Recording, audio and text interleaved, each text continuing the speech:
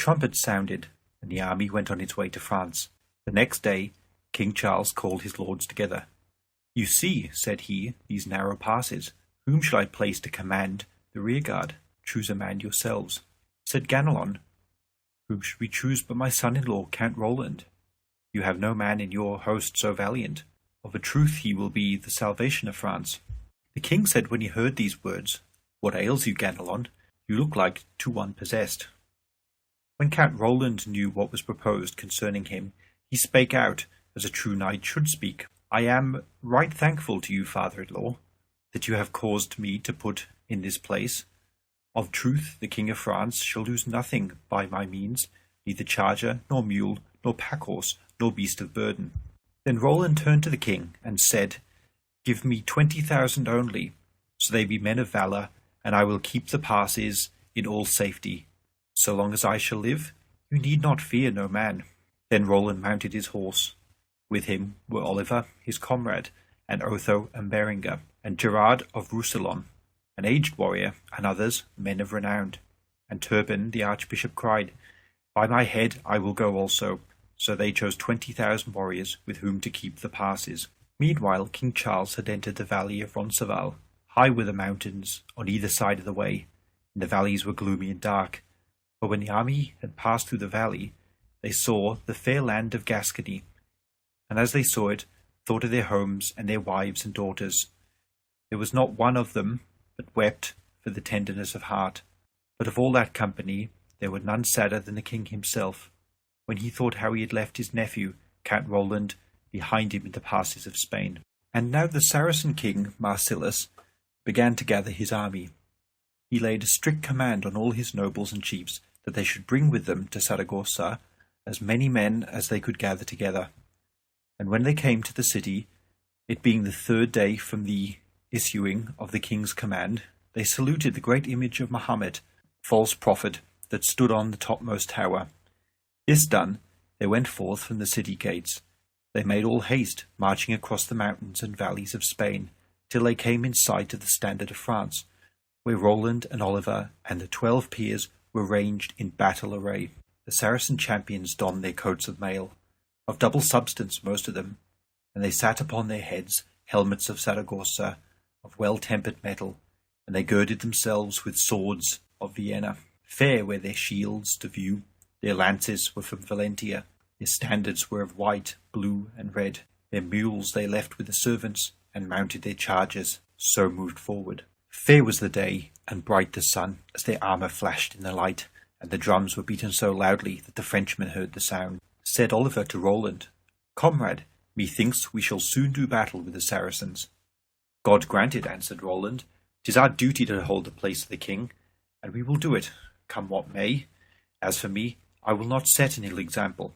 Oliver climbed to the top of the hill, and saw from thence the whole army of the heathen. He cried to Roland his companion, "I see the flashing of arms. The men of France shall have no small trouble therefrom.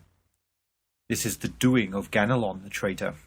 "Be silent," answered Roland, "till you shall know. Say no more about him." Oliver looked again from the hilltop, and saw how the Saracens came on. So many there were that he could not count their battalions. He descended to the plain with all speed, and came to the array of the French, and said, "I have seen more heathen than man ever yet saw together upon the earth. There are 100,000 at the least. We shall have such a battle with them as never before been fought. My brethren of France, quit you like men. Be strong. Stand firm that you not be conquered." And all the army shouted with one voice, "Cursed be he that shall fly." Then Oliver turned to Roland and said, "Sound your horn, my friend. Charles will hear it, and will return." "I were a fool," answered Roland, "so to do. Not so, but I will deal these heathen some mighty blows with Durendal, my sword. They have been ill-advised to venture into these passes. I swear that they are condemned to death, one and all." After a while, Oliver said again, "Friend Roland, sound your horn of ivory. Then will the king return, and bring his army with them to our help." But Roland answered again, "I will not do dishonour to my kinsmen, nor to the fair land of France. I have my sword, that shall suffice for me. These evil-minded heathen are gathered together against us to their own hurt. Surely not one of them shall escape from death. As for me, said Oliver, I see not where the dishonour would be. I saw the valleys and the mountains covered with the great multitude of Saracens. Theirs is, in truth, a mighty array, and we are but few. So much the better, answered Roland. It makes my courage grow. 'Tis better to die than to be disgraced. And remember, the harder our blows, the more the king will love us. Roland was brave, but Oliver was wise. Consider, he said, comrade, these enemies are over near to us, and the king over far. Were he here, he would not be in danger, but there are some here today who will never fight in another battle. Then Turpin the archbishop struck spurs into his horse and rode to a hilltop. Then he turned to the men of France and spake, Lords of France, King Charles has left us here. Our king he is, and it is our duty to die for him.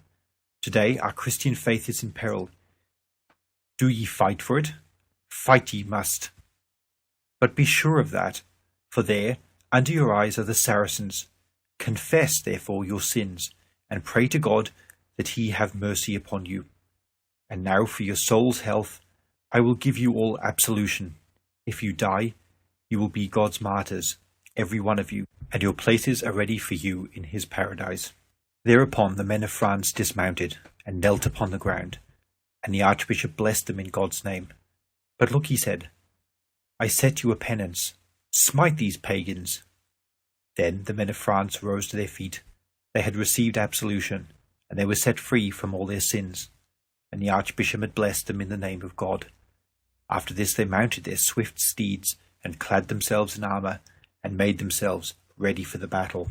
Said Roland to Oliver, Brother, you know that it is Ganelon who has betrayed us.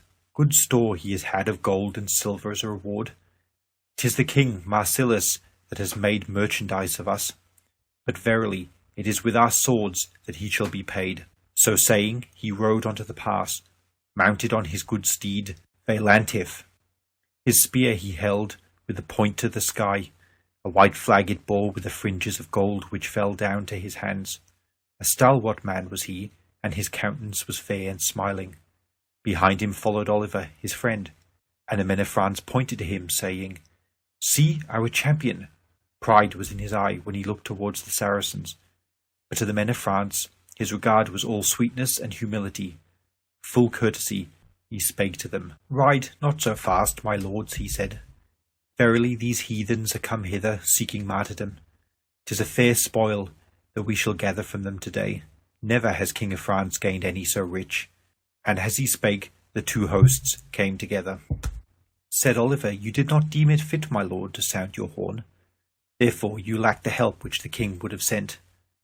Not his the blame, for he knows nothing of what has chanced. But to you, lords of France, charge as fiercely as you may, and yield not one whit to the enemy. Think upon these two things only, how to deal a straight blow and how to take it.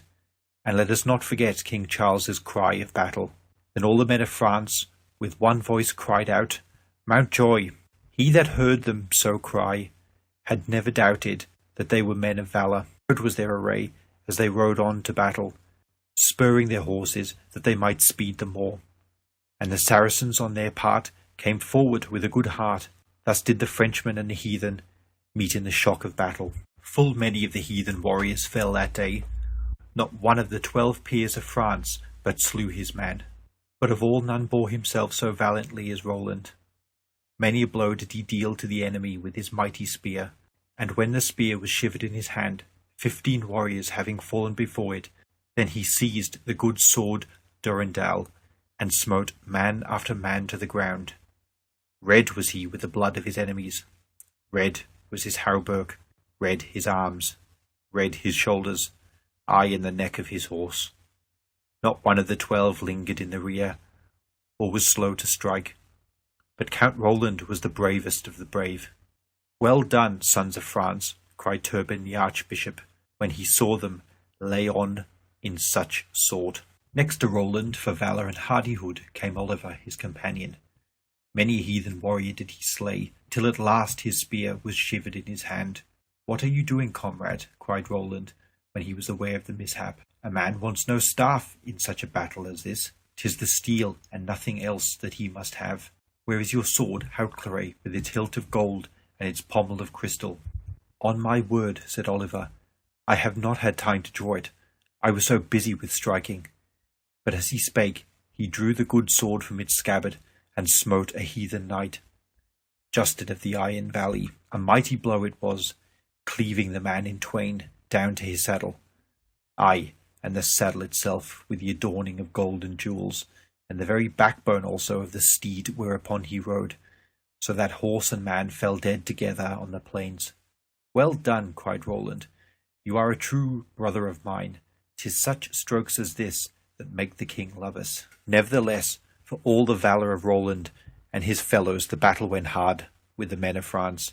Many lances were shivered, many flags torn, and many gallant youths cut off in their prime. Never more would see mother and wife. It was the ill deed that the traitor Ganelon wrought when he sold his fellows to King Marcellus. And now there befell a new trouble. King Almaris, with a great host of heathen, coming up by an unknown way, fell upon the rear of the host, where there was another pass. Fiercely did the noble Walter, that kept the same charge the newcomers, but they outpowered him and his followers.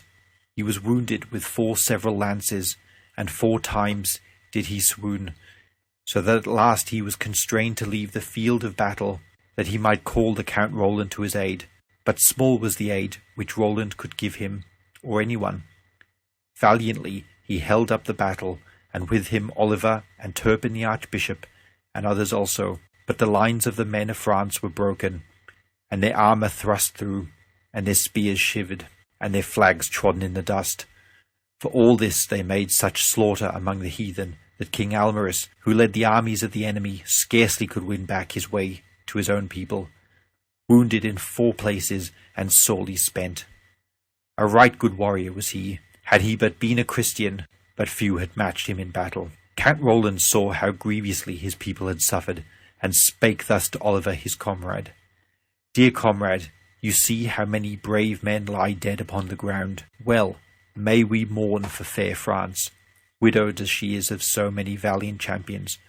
But why is our king not here? O Oliver, my brother, what shall we do to send him tidings of our state?" "I know not," answered Oliver. "Only this I know, that death is to be chosen rather than dishonour." And after a while King Roland said again, "I shall blow my horn. King Charles will hear it, where he has encamped beyond the passes, and he and his host will come back." "That would be ill done," answered Oliver, "and shame both you and your race. When I give you this counsel, you would have none of it. Now I like it not. 'Tis not for a brave man to sound the horn and cry for help now that we are in such case." "The battle is too hard for us," said Roland again, "and I shall sound my horn that the king may hear." And Oliver answered again, "When I gave you this counsel, you scorned it. Now I myself like it not. 'Tis true that had the king been here, he had not suffered this loss. But blame is not his. 'Tis your folly, Count Roland, that has done to death all these men of France. But for that we should have conquered in this battle, and have taken and slain King Marcellus. But now we can do nothing for France and the king. We can but die. Woe is me for our country, aye, and for our friendship, which will come to grievous end this day." The Archbishop perceived that the 2 friends were at variance, and spurred his horse till he came where they stood. "Listen to me," he said, "Sir Roland and Sir Oliver, I implore you not to fall out with each other in this fashion. We, sons of France, that are in this place, are of a truth condemned to death. Neither will the sounding of your horn save us, for the king is far away, and cannot come in time. Nevertheless, I hold it to be well that you should sound it. When the king and his army shall come, they will find us dead. That I know full well. But they will avenge us, so that our enemies shall not go away rejoicing, and they will also recover our bodies, and will carry them away for burial in holy places, so that the dogs and wolves shall not devour them." "You say well," cried Roland, and he put his horn to his lips, and gave so mighty a blast upon it that the sound was heard 30 leagues away. King Charles and his men heard it, and the king said, "Our countrymen are fighting with the enemy." But Ganelon answered, "Sire, Had any but you so spoken, I had said that he spoke falsely. Then Roland blew his horn a second time. With great pain and anguish of body he blew it, and the red blood gushed from his lips, but the sound was heard yet farther than the first. Again the king heard it, and all his nobles and all his men. That, said he, is Roland's horn. He never had sounded it were he not in battle with the enemy. But Ganelon answered again, Believe me, sire, there is no battle.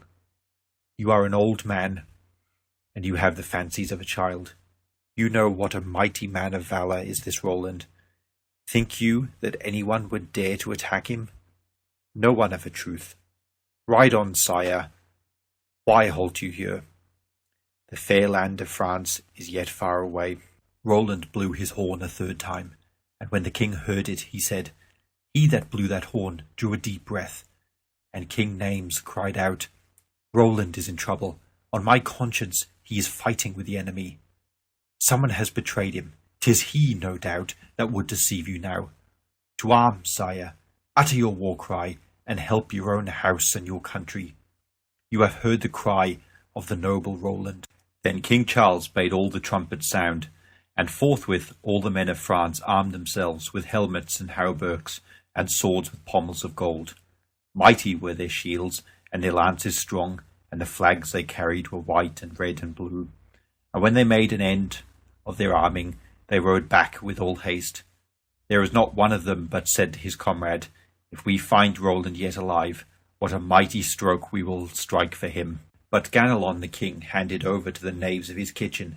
Take this traitor, he said, who has sold his country. Ill did Ganelon fare among them. They pulled out his hair and his beard, and smote him with their staves. Then they put a great chain, such as that with which a bear is bound, about his neck, and made him fast to a pack-horse. This done, the king and his army hastened with all speed to the help of Roland. In the van and the rear sounded the trumpets, as though they would answer Roland's horn. Full of wrath was King Charles as he rode. Full of wrath were all the men of France. There was not one among them but wept and sobbed. There was not one but prayed. Now may God keep Roland alive till we come to the battlefield, so that we may strike a blow for him. Alas, it was all in vain. They could not come in time for all their speed. Count Roland looked around on the mountain sides and on the plains. Alas, how many noble sons of France he saw lying dead upon them. Dear friends, he said, weeping as he spoke, may God have mercy on you and receive you into his paradise. More loyal followers have I never seen. How is the fair land of France widowed at her bravest, and I can give you no help. Oliver, dear comrade, we must not part. If the enemy slay me not here, surely I will be slain by sorrow. Come then, let us smite these heathen. Thus did Roland again charge the enemy, his good sword Durendal in his hand. As the stag flies before the hounds, so did the heathen fly before Roland. By my faith, cried the archbishop when he saw them, that is a right good knight. Such courage, and such a steed, and such arms I love well to see. If a man be not brave and a stouter fighter, he had better by far be a monk in some cloister where he may pray all day long for our sins. Now the heathen, when they saw how few the Frenchmen were, took fresh courage, and the Caliph, spurring his horse, rode against Oliver and smote him in the middle of his back, making his spear pass right through him. That is a shrewd blow, he cried. I have avenged my friends and countrymen upon you. Then Oliver knew he was stricken to death, but he would not fall unavenged. With his great sword, Hautclere, he smote the Caliph on the head and cleft it to the teeth. Curse you, pagan! Neither your wife nor any woman in the land of your birth shall boast that you have taken a penny's worth from King Charles. But to Roland he cried, Come, comrade, help me.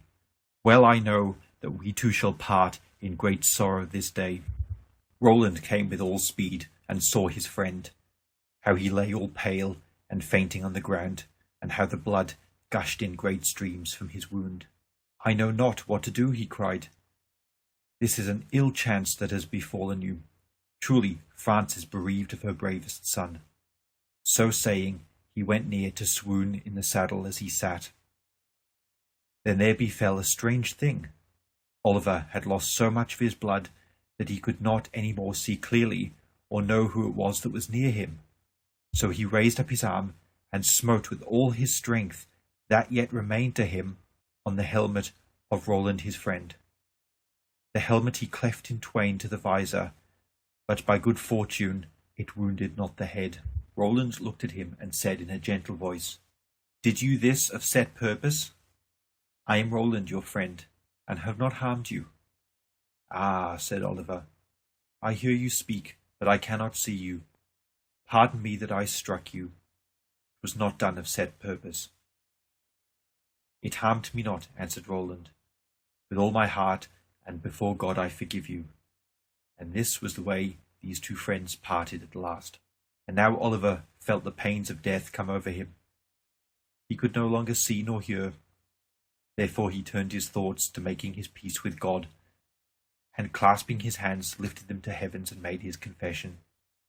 "O Lord," he said, "take me to paradise, and do thou bless King Charles and the sweet land of France." And when he had said thus he died, and Roland looked at him as he lay. There was not upon earth a more sorrowful man than he.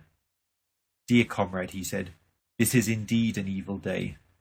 Many a year have we two been together. Never have I done wrong to you. Never have you done wrong to me. How shall I bear to live without you?" And he swooned where he sat on his horse, but the stirrup held him up that he did not fall to the ground. When Roland came to himself, he looked about him and saw how great was the calamity that had befallen his army. For now there were left alive to him two only, Turpin the Archbishop and Walter of Hum. Walter had but that moment come down from the hills, where he had been fighting so fiercely with the heathen that all his men were dead. Now he cried to Roland for help. "Noble Count, where are you? I am Walter of Hum, and am not unworthy to be your friend.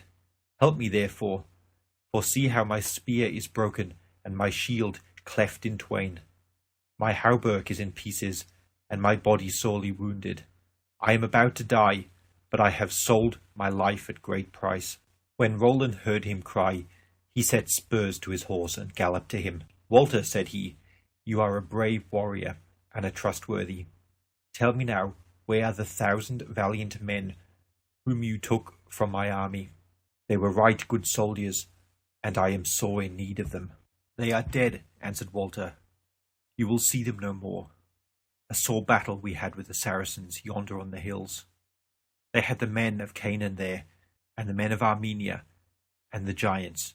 There were no better men in their army than these. We dealt with them, so they will not boast themselves of this day's work, but it cost us dear. All the men of France lie dead on the plain, and I am wounded to the death. And now, Roland, blame me not that I fled, for you are my lord, and all my trust is in you." "I blame you not," said Roland, "only as long as you live, help me against the heathen." And as he spake, he took his cloak and rent it into strips, and bound up Walter's wounds therewith. This done, he and Walter and the Archbishop set fiercely on the enemy. 25 did Roland slay, and Walter slew 6, and the Archbishop 5. 3 valiant men of war they were. Fast and firm they stood, one by the other. Hundreds there were of the heathen, but they dared not come near to these 3 valiant champions of France. They stood far off, and cast at the 3 spears and darts and javelins and weapons of every kind. Walter of Hum was slain forthwith, and the Archbishop's armour was broken, and he wounded, and his horse slain under him. Nevertheless he lifted himself from the ground, still keeping a good heart in his breast. "They have not overcome me yet," said he. "As long as a good soldier lives, he does not yield." Roland took his horn once more and sounded it, for he would know whether King Charles was coming. Ah me, it was a feeble blast that he blew. But the king heard it, and he halted and listened. "My lords," said he, "things go ill for us. I doubt not. Today we shall lose, I fear me much, my brave nephew Roland. I know by the sound of his horn that he has but a short time to live. Put your horses to their full speed. if you would come in time to help him, and let a blast be sounded, every trumpet that there is in the army.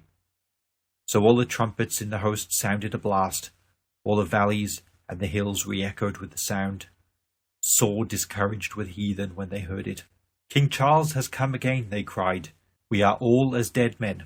When he comes, he shall not find Roland alive. Then 400 of them, the strongest and most valiant knights that were in the army of the heathen, gathered themselves into one company and made a yet fiercer assault on Roland. Roland saw them coming and waited for them without fear. So long as he lived, he would not yield himself to the enemy or give place to them. Better death than flight, said he, as he mounted his good steed, Valantif, and rode towards the enemy. And by his side went Turpin the archbishop on foot. Then said Roland to Turpin, I am on horseback, and you are on foot. But let us keep together. Never will I leave you. We two will stand against these heathen dogs. They have not, I warrant, among them such a sword as Durendal. Good, answered the archbishop. Shame to the man who does not smite his hardest. And though this be our last battle, I know well that King Charles will take ample vengeance for us. When the heathen saw these two stand together, they fell back in fear, and hurled at them spears and darts and javelins without number. Roland's shield they broke, and his hauberk, but him they hurt not. Nevertheless, they did him a grievous injury, for they killed his good steed Valantif. 30 wounds did Valantif receive, and he fell dead under his master. At last the archbishop was stricken, and Roland stood alone, for the heathen had fled from his presence. When Roland saw that the archbishop was dead, his heart was sorely troubled in him. Never did he feel a greater sorrow for comrades slain, save Oliver only. Charles of France, he said, come as quickly as you may. Many a gallant knight have you lost in Roncesvalles, but King Marcellus, on his part, has lost his army. For one that has fallen on the side, there have fallen full 40 on that. So saying, he turned to the archbishop. He crossed the dead man's hands upon his breast, and said, I commit thee to the Father's mercy. Never has man served God with a better will. Never since the beginning of the world has there lived a sturdier champion of the faith. May God be good to you, and give you all good things. Now Roland felt that his own death was near at hand. In one hand he took his horn, and in the other his good sword Durendal, and made his way the distance of a furlong or so, till he came to a plain, and in the midst of the plain a little hill. On the top of the hill, in the shade of 2 fair trees, were 4 marble steps. There Roland fell in a swoon upon the grass. There a certain Saracen spied him. The fellow had feigned death, and had laid himself down among the slain, having covered his body and his face with blood. When he saw Roland, he raised himself from where he was lying among the slain, and ran to the place, and, being full of pride and fury, seized the Count in his arms, crying loud, He is conquered! He is conquered! He is conquered! The famous nephew of King Charles. See, here is his sword. 'Tis a noble spoil that I shall carry back with me to Arabia. Thereupon he took the sword in one hand, with the other he laid hold of Roland's beard. But as the man lay hold, Roland came to himself, and knew that someone was taking his sword from him. He opened his eyes, but not a word did he speak, save this only, Fellow, you are none of ours. And he smote him a mighty blow upon his helmet. The steel he brake through, and the head beneath, and laid the man dead at his feet. Coward, he said, what made you so bold that you dared lay hands on Roland? Whosoever knows him will think you a fool for your deed. Roland's own death was very near, and now Roland knew that death was near at hand. He raised himself and gathered all his strength together. Ah me, how pale his face was, and took in his hand his good sword Durendal. Before him was a great rock, and upon this in his rage and pain he smote 10 mighty blows. Loud rang the steel upon the stone, but it neither brake nor splintered. Help me, he cried, O Mary our Lady, O my good sword, my Durendal, what an evil lot is mine. In the day when I must part with you, my power over you is lost. Many a battle I have won with your help, and many a kingdom I have conquered, that my Lord Charles possesses this day. Never has anyone possessed you that would fly before another. So long as I live, you shall not be taken from me. So long have you been in the hands of a loyal knight. Then he smote a second time with the sword, this time upon the marble steps. Loud rang the steel, but neither brake nor splintered. Then Roland began to bemoan himself. "O my good Durendal," he said, "how bright and clear thou art, shining as shines the sun. Well I mind me on the day when a voice that seemed to come from heavens bade King Charles give thee to a valiant captain, and forthwith the good king girded it on my side. Many a land have I conquered with thee for him, and now how great is my grief. Can I die and leave thee to be handled by some heathen?" And a third time he smote the rock with it. Loud rang the steel, but it brake not, bounding back as though it would rise to the sky. And when Count Roland saw that he could not break the sword, he spake again, but with more content in his heart. "O Durendal," he said, "fair sword art thou, and holy as fair. There are holy relics in thy hilt, relics of St. Peter and St. Denis and St. Basil. These heathen shall never possess thee, nor shall thou be held but by a Christian hand."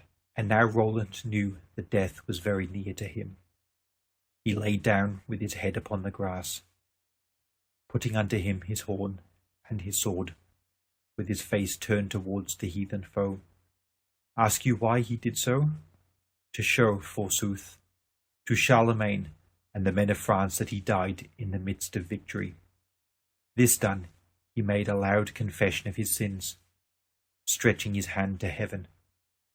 "Forgive me, Lord," he cried, "my sins, little and great, all that I have committed since the day of my birth to this hour in which I am stricken to death." So he prayed, and as he lay, he thought of many things, of the countries which he had conquered, and of his dear fatherland France, and of his kinsfolk, and of the good King Charles. Nor, as he thought, could he keep himself from sighs and tears. Yet one thing he remembered beyond all others, to pray for forgiveness of his sins. "O Lord," he said, "who art the God of truth, and didst save Daniel, thy prophet, from the lions, do thou save my soul and defend it against all perils."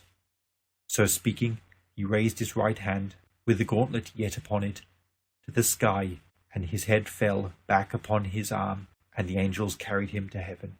So died the great Count Roland.